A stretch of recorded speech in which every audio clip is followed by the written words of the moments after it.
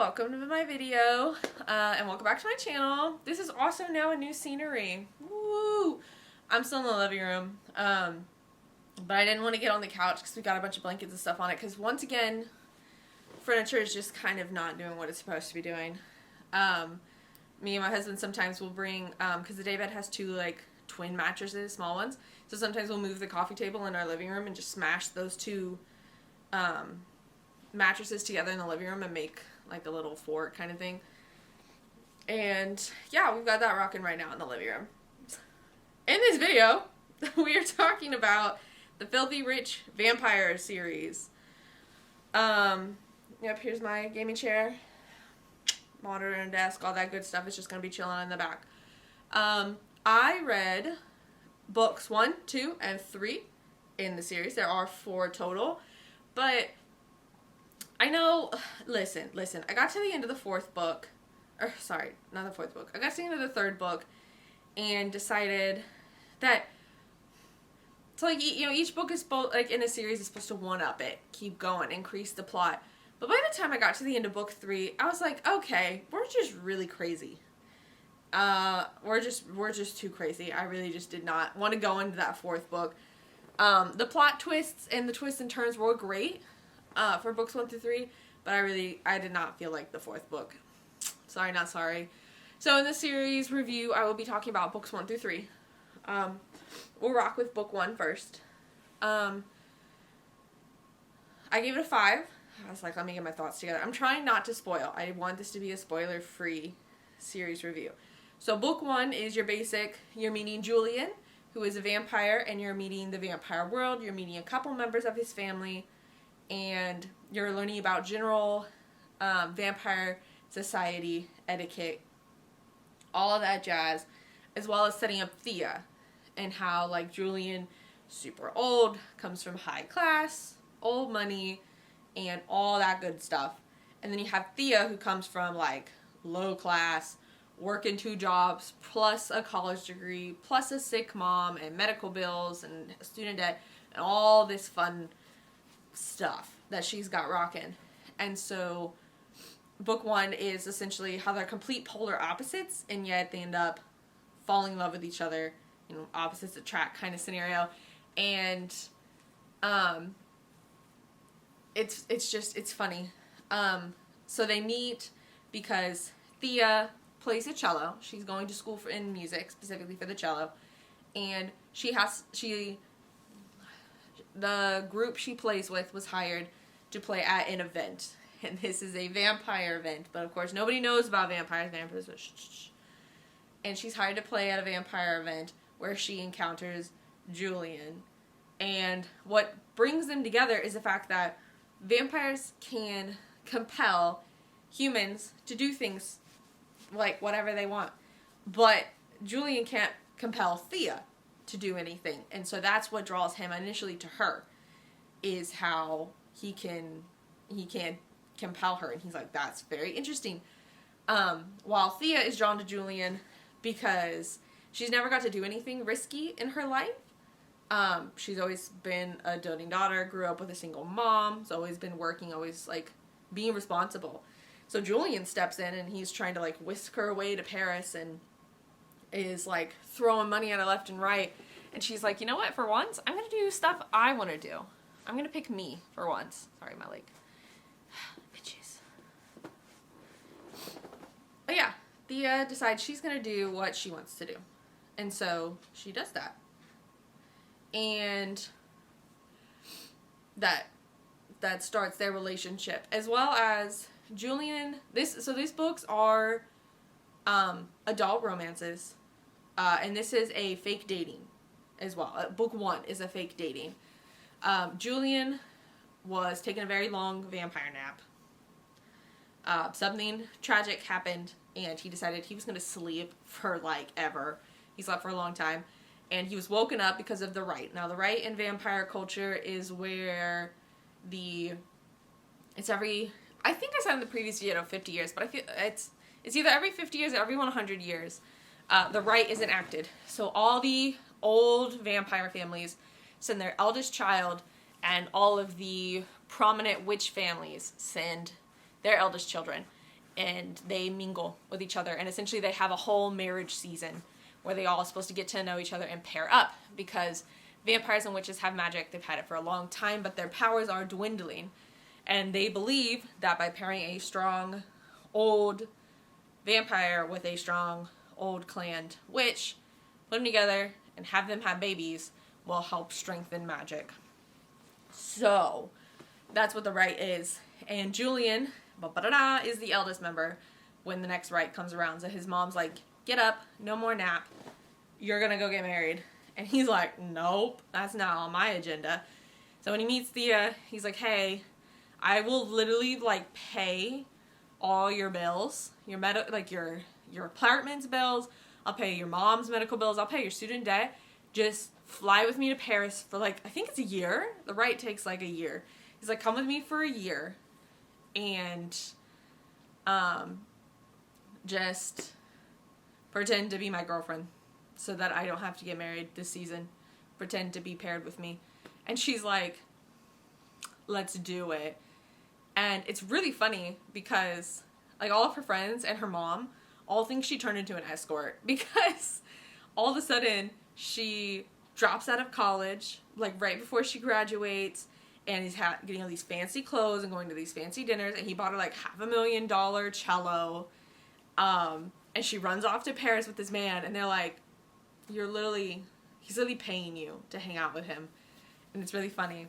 So that was good. I really did like book 1, and its setup was really fun. Then we have book 2.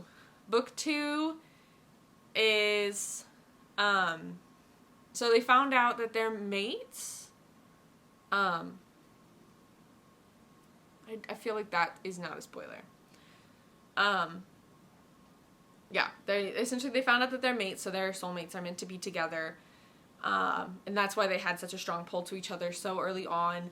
And they also decide that instead of fake dating for the rites, they're going to actually be together for the rites. Which the rites, you've also now found out, again, this isn't too much of a spoiler, like it won't be a problem if you know this going in. But the rites, there's 4 of them. Well, there's 4 books. And essentially the rites are a test for the couple to make sure that they're a good match for each other. So essentially there was a rite in book 1, and in book 2 there's another. I won't say what the rites are though, so you have to read to know what they are.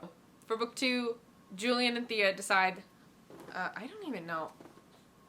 Book 2. I really don't even think I put it over there, so here it is now. Julian and Thea decide that they're going to go through the rites together as a proper couple. They want to be together. They want to take these rites. They actually want to do this properly and not just fake it till they make it.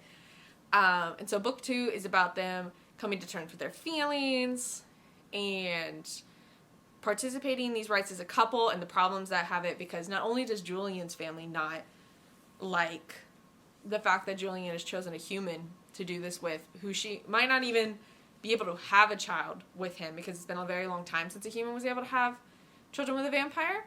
So not only is she probably not going to be able to reproduce an heir with him, but he is the most eligible bachelor in the rite, and there is a council in this world. And the council is also mad at him because they were looking forward to him picking a familiar, which is what they call the witches in this book, to have children with and hopefully, keep the magic bloodline strong. So they were very angry as well. So in book 2 is mainly when they're dealing with that. So it's a lot of couple trials going on in that one. I gave it a 5 as well, though. I did still really like it. I liked watching their relationship progress in that book as well. And we get more spice. So in book 1, there's only so much spice because your V card is very important. It plays a really big role into the plot. They call it tethering when you have experience in the bedroom and you get together with someone who still has their V card. If a vampire does that, then the person that they are with is tethered to them. So the vampire can tell them to do literally, it's compelling times like 10. It's intense. And it can be done to a vampire as well. So, they take your V card into consideration, and since Thea had her V card still intact when she met Julian, he didn't want to jump into that until she fully understood what that meant and they had feelings for each other. So that is a role that has also come to full force and discussed in book 2 as well. Book 3. Over here. I gave her a 4 stars. This is when the series gets a little weird. So before this, we just had humans, vampires, and witches, right? Now we have new species introduced. We've had werewolf references, and now we have another species, sirens. Now, I won't spoil cats. I won't spoil how they are introduced and what their purposes are in the series, because that I feel like will be a spoiler. But we do have werewolves introduced, and we do have the bigger player sirens are introduced into the series. And we have... See, it's really hard to do no spoilers when it comes to later in the series, because if I want to talk about something that's a spoiler... Book 3, when it comes to Julian and Thea's relationship, we are established, we are strong, so we're not really, we do have some relationship conflict. Book 3 brings up primarily if Thea wants to become a vampire or not, because with them being mates, their lifespans are tied together in the sense that Thea will die first and Julian will die with her. And while he has no qualms with that, because obviously he does not want to live if she is not around, he would obviously like to have more than her human lifespan with her. So they do have some talking about that. So we have that going on in their relationship. And they also discuss children, if they want children. Because while Julian would love to have a family and start with her, he had never wanted children prior to now. And he has expressed that many times. And Thea never really thought about it because she's 22. Like, this whole time, it's taking over the span of a year. It's so much. I think I forgot that a couple times, that this series takes place over the span of a year. Anyway. And Thea's 22. She's got her whole life ahead of her, especially if she does become a vampire, which is no spoilers. She has a whole eternity to go, to live. And to have children already is just a lot. So, that's the main couple conflict for Julian and Thea this time, is whether Thea wants to become a vampire and if they wish to have children in the future. Which, remember, this is the right we're talking about here. The council is already angry at the two of them. And if they are able to find a way to have children in the future, or have children, but they choose not to, the council will get very angry about that. So that's another conflict that comes up. We have clashing as well between Thea and Julian's mom, Sabine, because in vampire culture, it's a matriarch culture. Ladies, it's a lady culture. So all the men protect and take care of the women, and the women rule. So Sabine is threatened by Thea because essentially Sabine had to kill Julian's grandmother because there could only be one matriarch. And so she had to kill the grandmother to take over as matriarch. And so obviously she is threatened by Thea, being the eldest son's wife, for her spot. So that is... Because, of course, Sabine doesn't even like Thea from the beginning. And that causes a whole other conflict on its own that we've got going in book 3. And then earlier I said how Thea was raised by a single mom. Well, we find out about her daddy boyo in book 3 and how daddy didn't just disappear. Daddy's not just some random man in the background that we don't even think about. Daddy's important. But I'm not going to tell you how daddy is important because you got to read the book to find that out. So, that is what's rolling in book 3. Let's see if I can think of anything else. We've got some... Obviously, as the books go on, we get more main characters. So across the 3 books, we have Julian's best friend, Jacqueline. Love Jacqueline. She's the bomb. She's super fun. She also becomes Thea's best friend as well. We've got some characters from Julian's past that show up, but no spoilers. We get to meet all of Julian's brothers over the course of the books. And that's really all I can say about book 3, but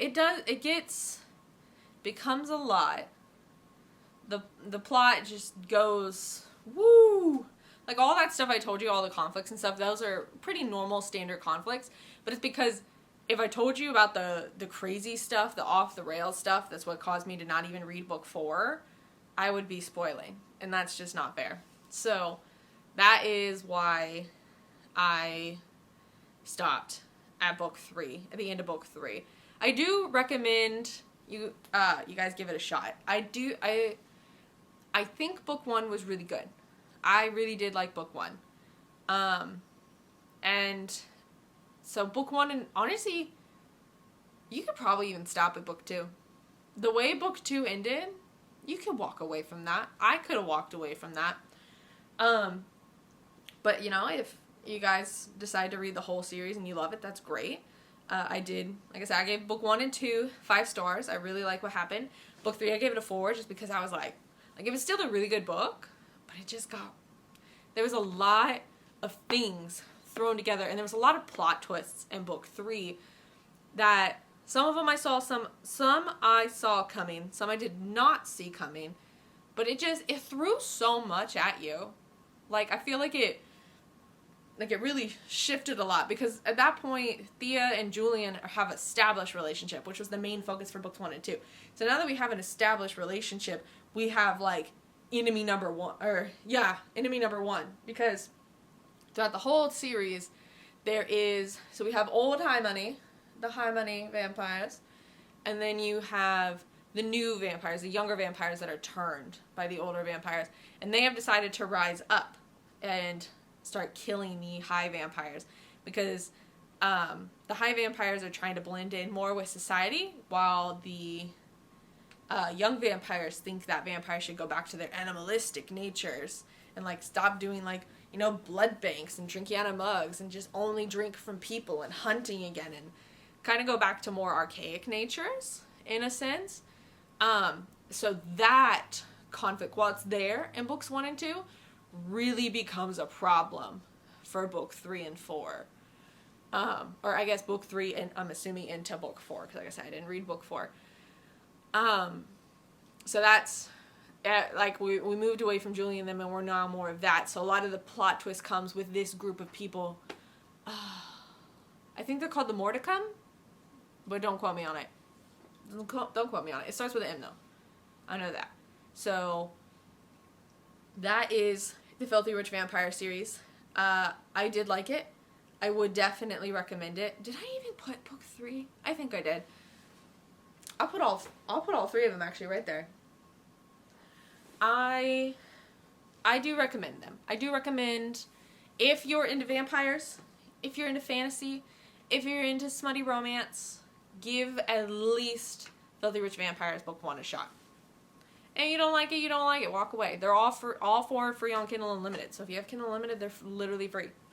So I say at least give book 1 a try, but I can't technically endorse the entire series, because I did stop because it got just weird. It just got real crazy, and did not continue on. But I hope this was informative. I hope you give this series a shot if it fits within your reading preferences. And if it doesn't, you learned something new. Thanks for watching my video. I hope you subscribe, and I'll see you in the next one. Bye!